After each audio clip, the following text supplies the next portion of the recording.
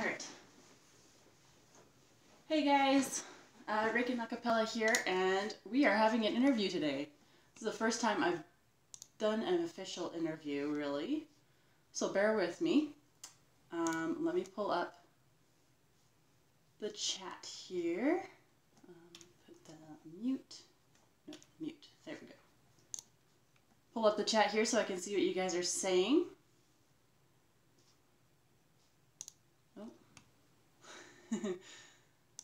See, I'm not in my account here on YouTube.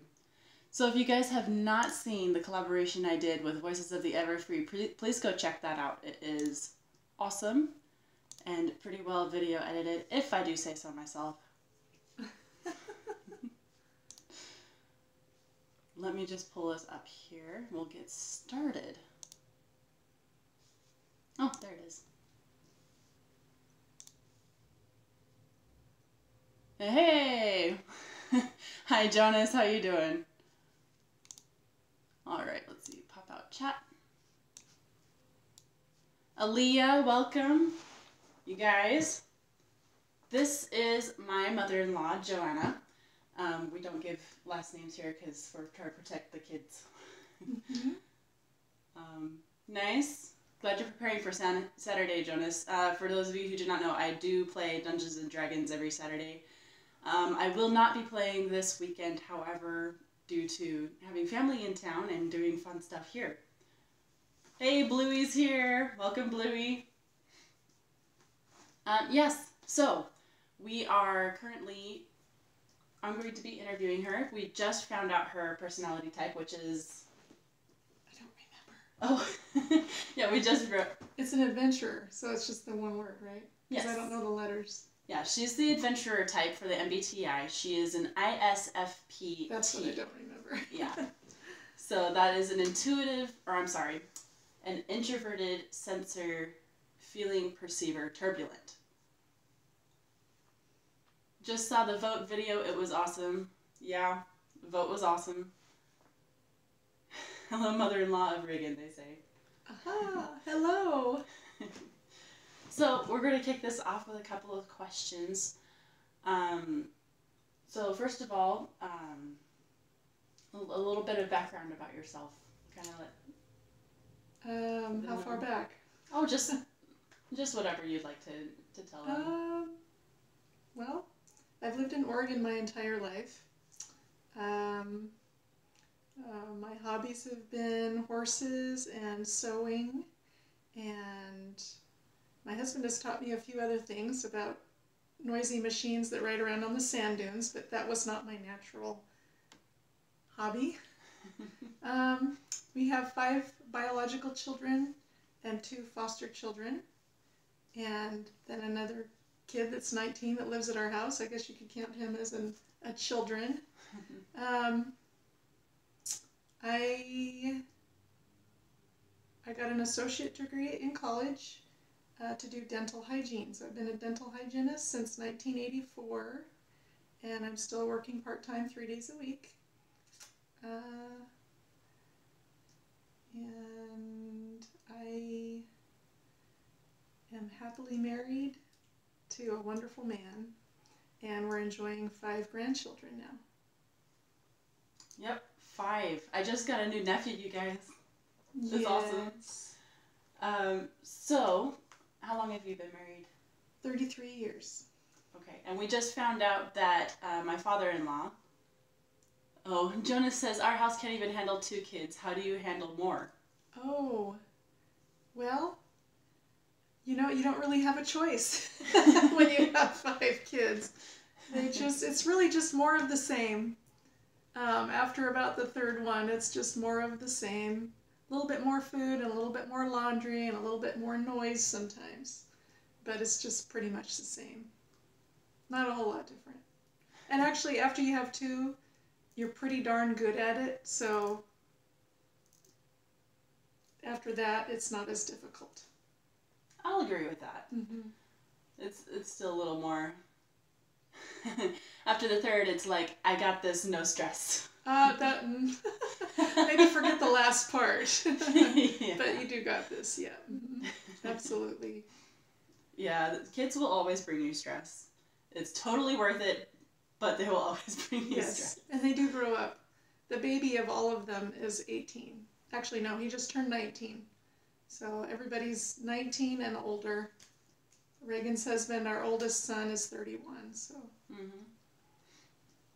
So yeah, let's see. And we just found out that my father-in-law is an INFJA. So he's one of those rare unicorns. He's an assertive INFJ, you guys. Like, he's like the king unicorn of unicorns.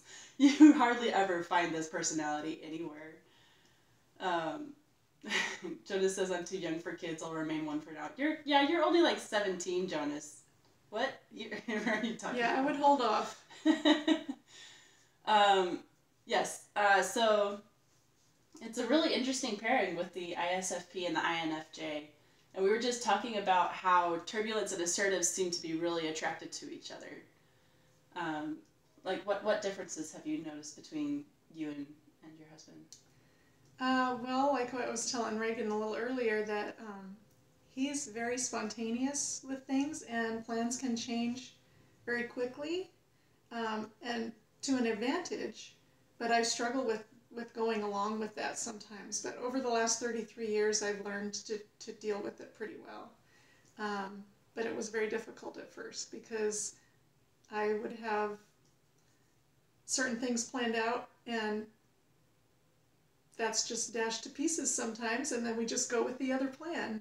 And so that's a struggle sometimes, but I've learned how to deal with that and the feelings that go along with it, and to just go with it. And it always turns out fine. Mm-hmm. It's a very mature thing to be able to, it's a very mature thing to be able to kind of go past your own feelings on an issue, especially with a feeler. A feeling personality, we feel things a lot. That's kind of how we make decisions, is through our gut. Rainbow Ride, welcome. Always use rain jackets, otherwise you'll end up on MTV. Oh, Jonas, this is family friendly, dude. Keep it family friendly. So yeah, it's just kind of going past the feeling of a moment. Hi, Tourmaline. And kind of seeing the situation from a third person point of view.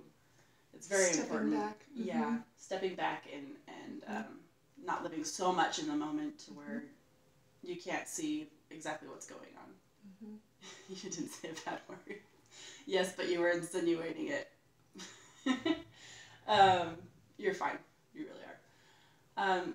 So I did have that story with that Ken, like, her husband's name is Ken, by the way, that Ken likes to tell us about the moment that he decided that he wanted to marry you.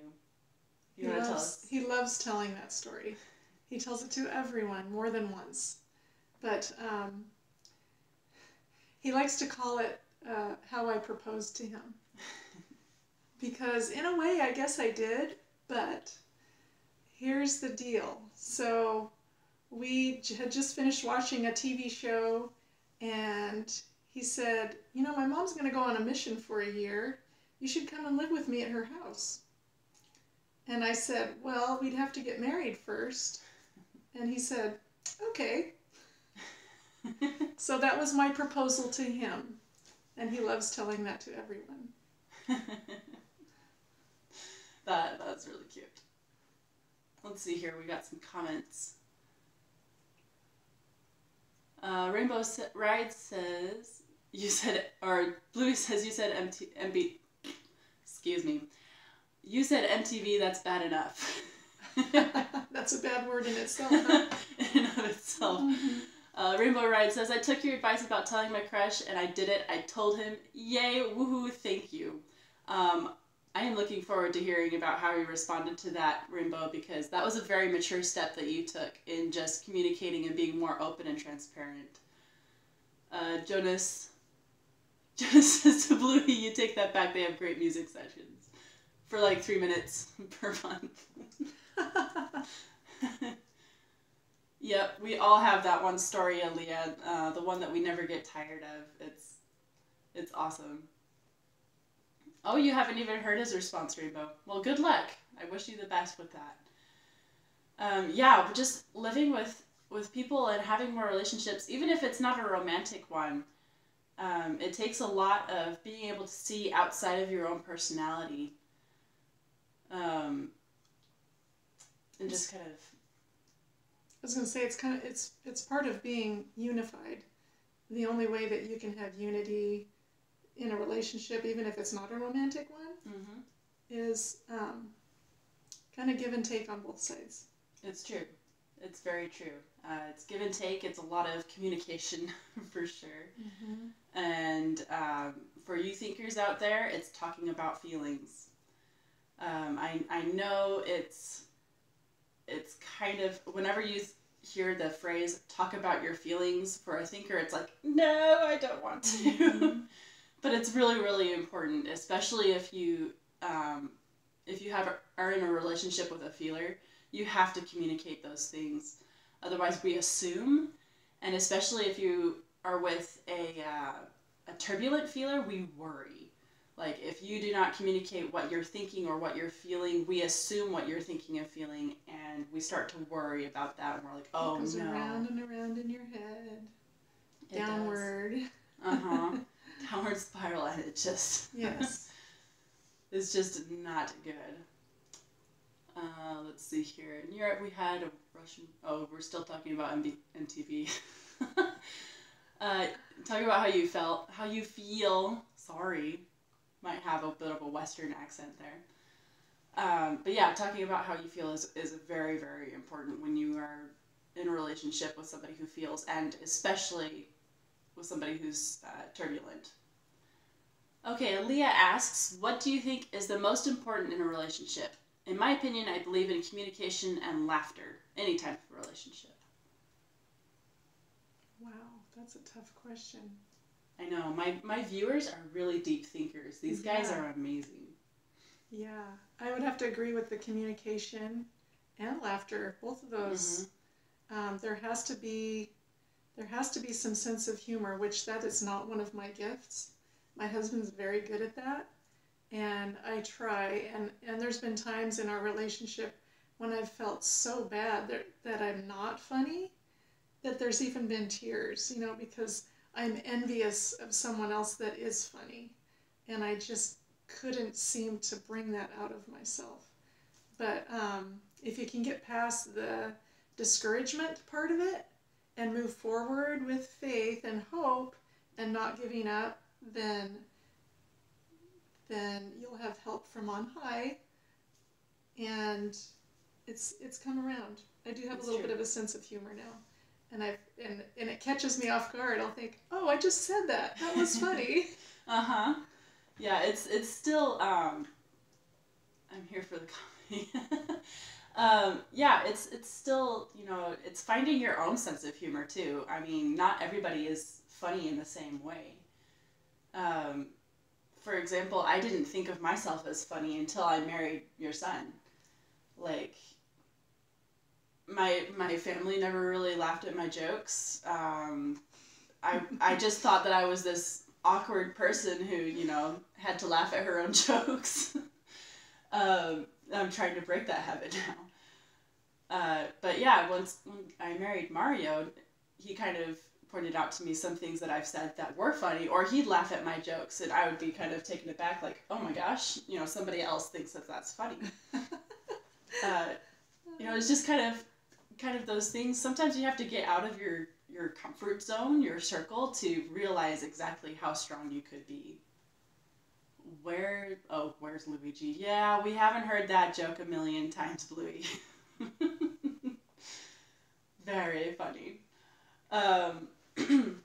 Actually, I think when I was pregnant with our son, a lot of people were saying we should name him Luigi. Oh, that's right. We used to get that when Mario was growing up too. Uh-huh. Like to the little brother, oh, you must be Luigi. No? Yep, just about. We've all heard that joke so many times now. Sometimes it comes in handy, like when I'm introducing my husband to some of my my cousin's kids or, some member of the family who have little ones, they'll be like, Mario is coming over, and they'll get like so excited, and every once in a while Mario will actually play along, but for the most part it's just... I'm sure he's got it his whole life. Would it make sense for Mario's son to be Luigi when they're brothers? Aaliyah says, according to me, the communication between two individuals is extremely important. If not, it leads to assumptions, worry, and conclusions. Bad. My brother laughs when I get clumsy. Yeah. Communicating, really honest communication, too. It's not just, talking and blethering on. It's also being able to notice when the other person is having a tough time. Like, sometimes, for example, if like, say, a habit that I do when I get stressed is I clam up. And it's not a good habit to do, but I'm so stressed that I'm not really thinking about it. And it bugs my husband to no end because I'm usually a very talkative person. I'm usually talking about every little detail that happened that day, every funny story that I can remember. So if he comes home and I'm clammed up, he knows that something's going on, and he wouldn't know that otherwise. He'd just think that I was like giving him the cold shoulder or thinking that I was mad at him for some reason. But being able to communicate that and look outside of yourself, outside of your own worries and your own insecurities, and noticing that it's not you, it's just that person's having a tough time right now. I think that's also important in a relationship. And I know sometimes I get quiet because if I say how I'm feeling, I'm going to cry. Mm-hmm. But it's okay. It's okay to do that. It is. It is okay. And about the laughter, I just had this discussion with our 22-year-old foster daughter. She has a habit of laughing at everything.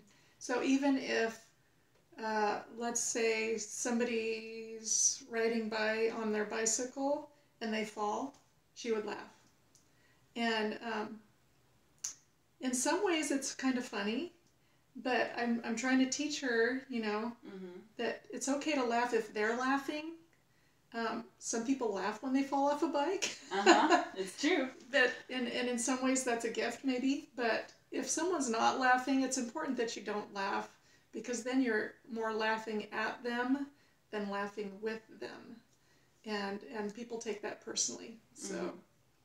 And honestly, there's no better personality type to teach that lesson than an ISFP. Oh, really? Okay.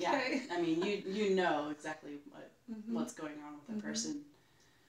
Rainbow asks, what happens if one of your parents doesn't care about their child as much as they should? I wish that I had my real mother's love sometimes. That is a really difficult question to answer.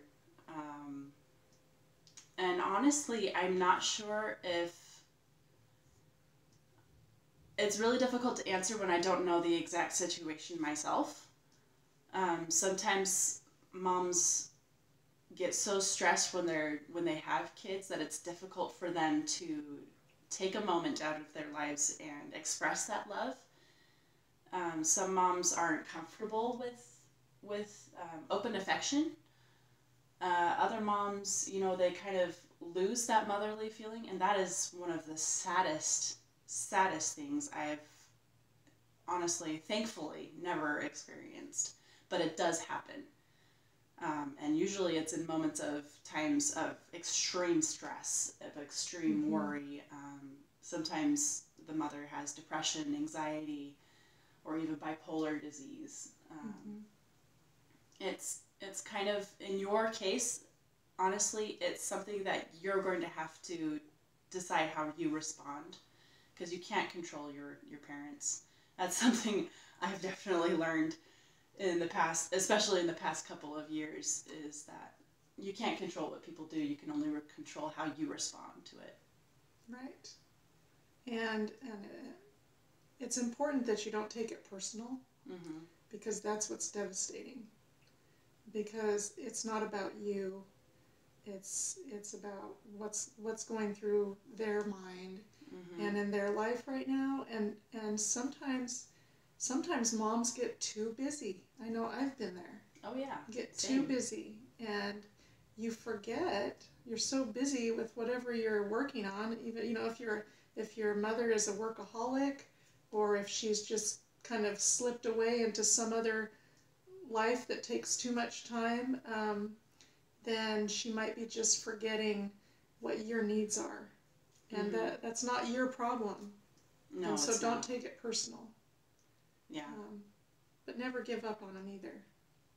Yep, it's true. Yeah, I should have warned you, Jonas. Yes, we tend to get very deep in these live streams. My watchers are very deep thinkers. I'm actually really happy about this. This is kind of the goal of the channel, is to talk about real life issues, to talk about relationships. And when we talk about relationships, it's never a just on the surface thing. It's always something deeper and something that is very hidden underneath the surface. So yeah, if you guys are new, be sure to hit that subscribe button for more of these. I do tend to answer all of your questions, especially as I can pull up your chat. So yeah, be sure to hit that subscribe button. Let's see, Aaliyah says, I've actually experienced that, but I know why. And I understand that she's under a lot of pressure. They just need something to make them happy. And my mother is a workaholic. I'll be honest, I tend to struggle with that. So do I. Yeah, just finding something that we feel like we... Awesome, Jonas. I'm glad you subscribed. Especially when we feel like we found a purpose in our jobs, like it's something that we really, really enjoy. Sometimes, having the everyday life of just hanging out with kids, motherhood is amazing. It's extremely rewarding. It is also monotonous as all get out. Well, you're never done. There's No, always you're not. more. Mm-hmm. And if you're competitive with that and trying to get everything done, sometimes the children suffer in this way. It's true. And and it's not just an employment kind of workaholic. It's spending too much time in the kitchen with difficult meals, or housework, or your volunteer work that you do for whatever organization. And we probably get self-esteem from being successful in those things, and at the mercy of our own children who want our time. Yep, our attention, our playtime. Yeah. Did that when Lightning Bliss reacted to your kids' videos? Oh, let's see. Hang on. I'm not sure if I understood that comment correctly there, Rainbow. Did that happen when Lightning Bliss? Oh, yes, actually. I started getting a lot of subscribers when she did a reaction to that video that I posted for her. I did not expect that. Oh, I'm so glad you subscribed, Rainbow. That's awesome. Yeah, so I was trying to play catch up and make sure that everything was ready to oh, you subscribed when... Oh, okay, I gotcha.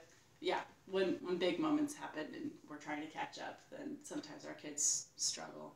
And it's kind of like trying to find that balance of, finding that snuggle time and, So she's saying that then when her mother's done with whatever work she's doing, then she becomes ill. So maybe she's overdoing it. Yeah. And then she doesn't have anything left to give. It's true. Yeah, that does happen when you overwork yourself. It's kind of like when you overwork yourself, you tend to be more susceptible to illness. And sometimes your mom might be feeling, since she's working so hard, that she needs to be taken care of. And your body physiologically says, oh, if I get sick, somebody's going to take care of me. Or I can stop fighting. Or at least I can take a break, It's just kind of like that subconscious kind of thing. And honestly, she doesn't really have much control over it until she starts taking a break from work. But that's going to open up the whole other thing, which is called the diaper syndrome, which means if the person has changed your diaper, they are not going to listen to you about certain topics. Oh. Some people, they kind of grow past that. But things like politics, finances, religion, some parents will be just like, you don't know what you're talking about. You haven't been there yet. Yeah. That's... Good point. A little pride going on there. Yeah. So it's just something that you're just going to have to love them. As long as you are the one who's doing the loving and you're able to respond in that way. I think that's a good thing to do. So we're going to start wrapping this up really quick. If you guys have any final questions to ask, we're open to that. I know it takes a little bit of time for the chat to kind of load and stay in time. Okay, so we've got... Aaliyah says, it's very true, and I understand it quite a lot, and I'm trying to understand psychology. I love my mother. She has done so much. That's good, Aaliyah. I'm so glad that you're able... Be sure that she knows that. Be sure that you tell her and that you show her. Okay, so we have a question from Tourmaline the Unicorn. She says, there's a girl in my class who spreads rumors about me that aren't true, but it made me lose all of my friends. Do you know any good ways to deal with that? My advice would be to go to the source. And it's going to be a little bit tricky.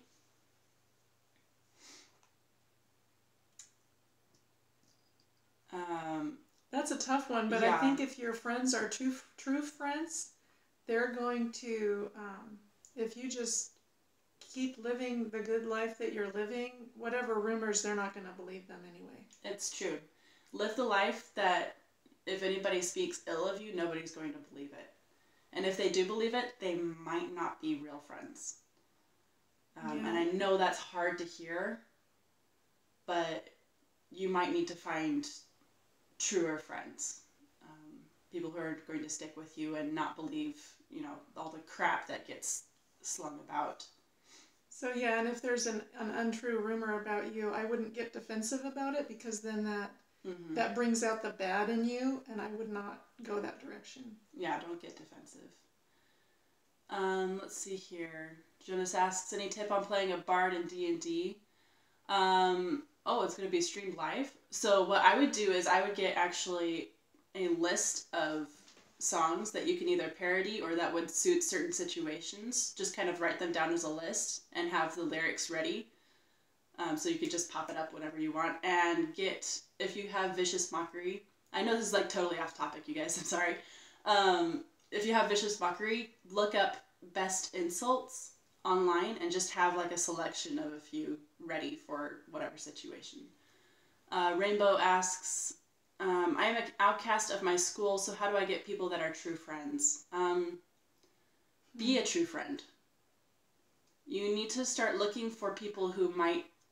It's kind of a whole thing of looking outside of yourself. Instead of kind of, sitting by yourself during lunch and saying, oh, poor me, I'm all by myself. I want you to take a moment, sit up straight, look around the room and take charge. I want you to notice all the people who are sitting by themselves, or the groups that may seem like they might be outcasts, like maybe like two people who are talking together separated from everybody else or whatever. Notice different people, because you're usually not the only one who feels like an outcast. Go to them and start talking to them and start asking them questions about themselves. And in that way, you'll be able to create true friends. And asking questions works. Mm-hmm. Yeah. Always make the conversation about the other person. Don't make it about yourself. Let's see here. How does one handle hair like mine? We almost have the same haircut. I have no idea how to take that there, Jonas. I usually just like straighten the front and hairspray the back. And that's all I do. I don't talk to anyone in my school due to being in my zone, and nobody talks to me. I'm out of the circle, yet I love it. I can take charge when I have to. Yeah, that's a good idea, Leah. If you're that... Hey, Leah. If you have that confidence and that inner, assertiveness inside of yourself, honestly, it's like... It's a little difficult to feel alone when you're your own best friend. Yeah. And if you are religious and I would turn to your Heavenly Father, to God. He can always become your very best friend. I know that was my case when I was a teenager and I was completely ostracized from all of my friends. Turning to Christ was probably the best decision I ever made. And that might sound cheesy to a lot of you. It might make a lot of you uncomfortable, but you know what? That's what worked for me. We're actually just wrapping up here, Halia. Let's see here. Socialize, yep. Socialize. Lastly, what is it like being a mother and having your own family? My gosh, that could take its own live stream all on its own. Yeah, that's a separate, yeah. That is quite the discussion, I'll tell you that. If you guys are interested in that, keep peppering me with that question. I'll answer it in the video. There's nothing else like it. No. That's it in a nutshell. There's nothing else like it. It's true. It's very true. Mm-hmm. Lastly, how is your day? It's been pretty good so far. It's very, very relaxed. Kind of been playing outside with the kids and hanging out with my in-laws, who are amazing, by the way. But yeah, I think that's going to wrap it up for today. I hope you guys enjoyed our discussion. Spam my Discord.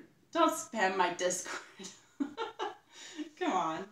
I might not respond because we're going to be crazy. Yes, Aaliyah, you need to...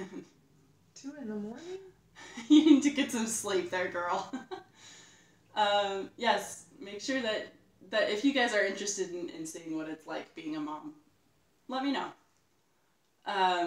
Yeah, so I hope you guys had a good time discussing this. This definitely took a little bit longer than I anticipated, but it was a good discussion. I hope it helped you guys, and if you guys are new watching this video, be sure to hit the subscribe button. Again, it helps support my channel for free. Doesn't cost you a dime. And I will see you guys next time. Have an awesome day.